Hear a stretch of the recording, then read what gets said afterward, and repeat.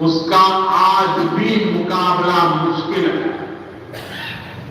आज भी हम मेजर ध्यानचंद को याद करते हैं। स्टेज से जो जादू दिखाया आज तक लोग भूल नहीं पाए। आज भी हम भगत सिंह, चंद्रशेखर आजाद, बटुकेश्वर दत्त जैसे अनगिनत क्रांतिकारियों को याद करते हैं। उन्होंने अपने पराक्रम से हम ध्वस्त कर रख दिया। आज हम महाराष्ट्र की बीज भूमि पर, आज भी हम सभी महात्मा फुले, सावित्रीबाई फुले को इसलिए याद कर रहे हैं क्योंकि उन्होंने शिक्षा को सामाजिक सशक्तिकरण का एक माध्यम बनाया। आजादी के पहले के कालखंड में ऐसे सभी महान व्यक्तित्वों ने देश के लिए काम किया। वो जिए तो देश के लिए, वो जूझे तो देश के लिए, उन्होंने सपने संजोए तो देश के लिए, उन्होंने संकल्प किए तो देश के लिए, और उन्होंने देश को नई दिशा दी। अब अपने काल के इस कालखंड में आज वो दायित्व आप सभी मेरे युवा साथियों के कंधों पर है। अब आपको अमृत काल में भारत को एक नई ऊंचाई पर ले जाना। आप ऐसा काम करिए कि अगली शताब्दी में उस वक्त की पीढ़ी आपको याद करे, आपके पराक्रम को याद करे।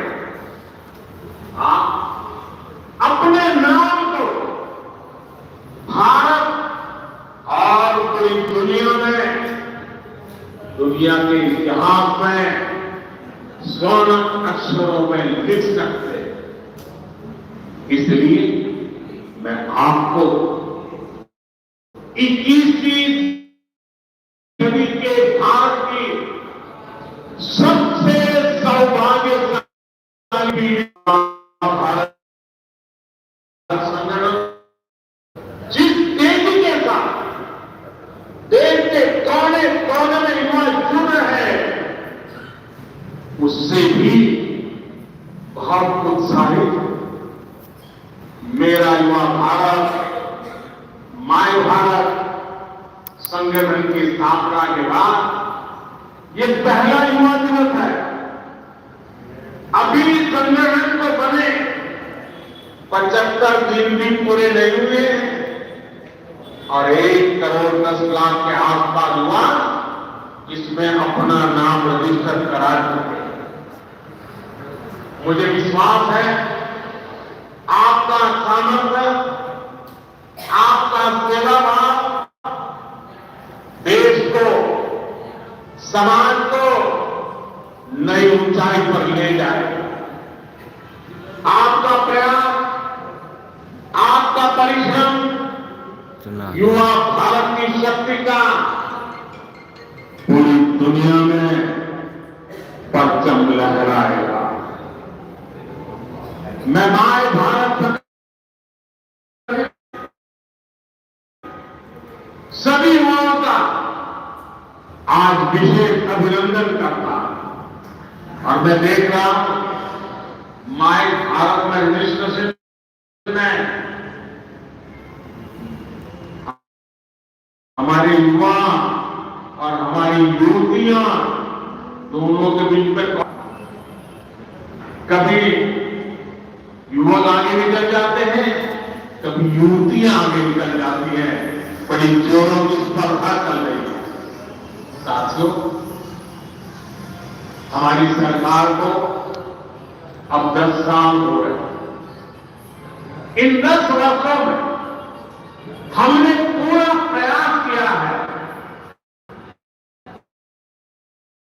कि युवाओं को खुला आसमान दे, युवाओं के सामने आने वाली हर रुकावट को दूर करे।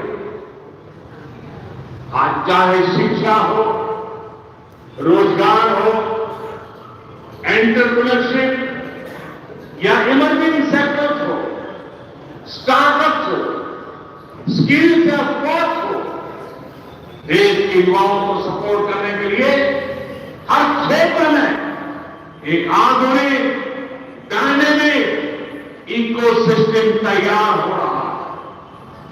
आपको 21वीं सदी की आधुनिक शिक्षा देने के लिए नई राष्ट्रीय शिक्षा नीति लागू की गई। युवाओं के लिए अब देश में कमाल करने वाले नौजवानों की मदद के लिए पीएम विश्वकर्मा योजना शुरू की गई। पीएम कौशल विकास योजना की मदद से करोड़ों युवाओं को स्किल से जोड़ा गया। देश में नए IIT, नए NIT लगातार खुलते जा रहे हैं। आज पूरी दुनिया भारत को एक स्किल फोर्स के रूप में देख रही है। विदेश में हमारे युवा अपना कौशल दिखाया पाए, इसके लिए सरकार विदेश जाने वाले युवाओं को ट्रेनिंग भी दे रही है। France, Germany, UK, Australia, Italy,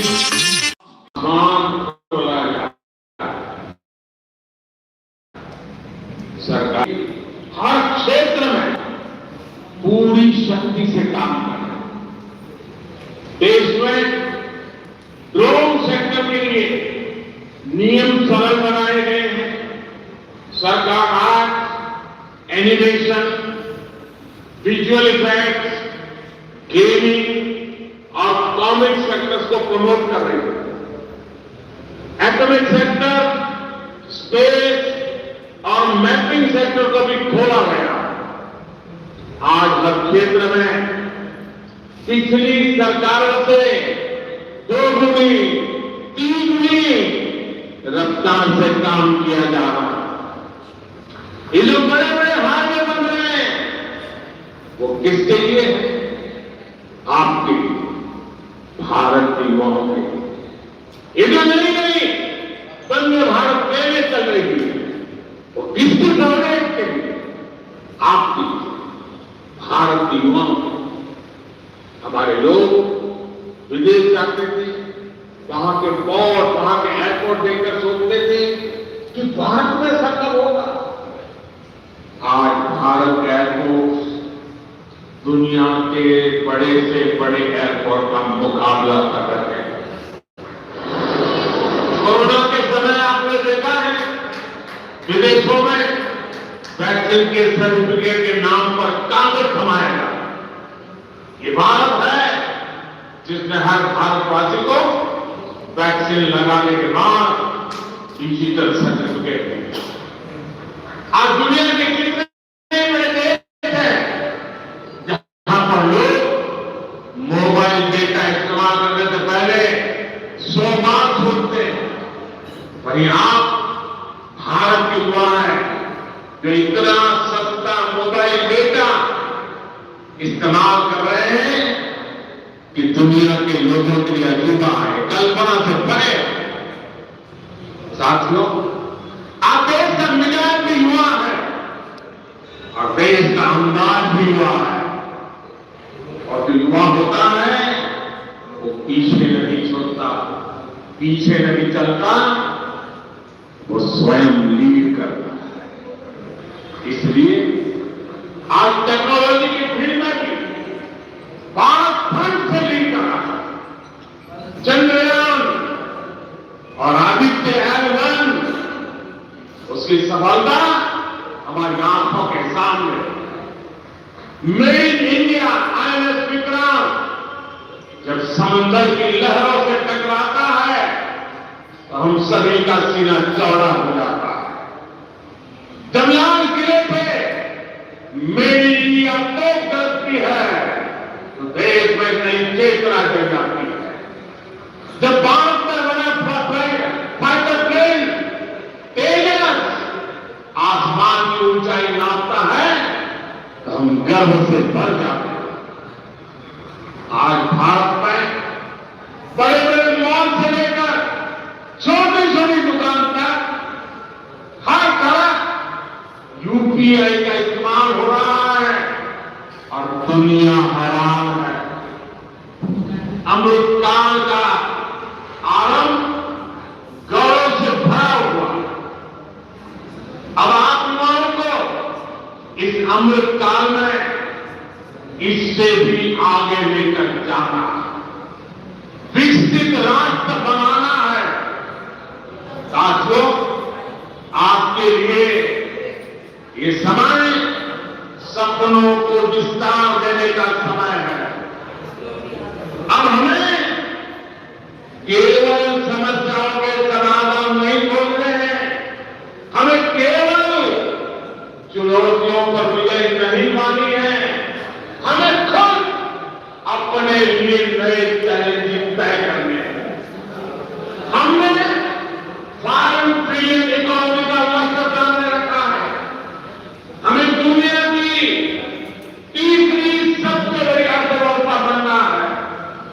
हमें आत्मनिर्भर भारत अभियान के सपने को सिद्धि देनी है। हमें सर्विसेज और आईटी सेक्टर की तरह भारत को विश्व का मैन्युफैक्चरिंग हब भी बनाना।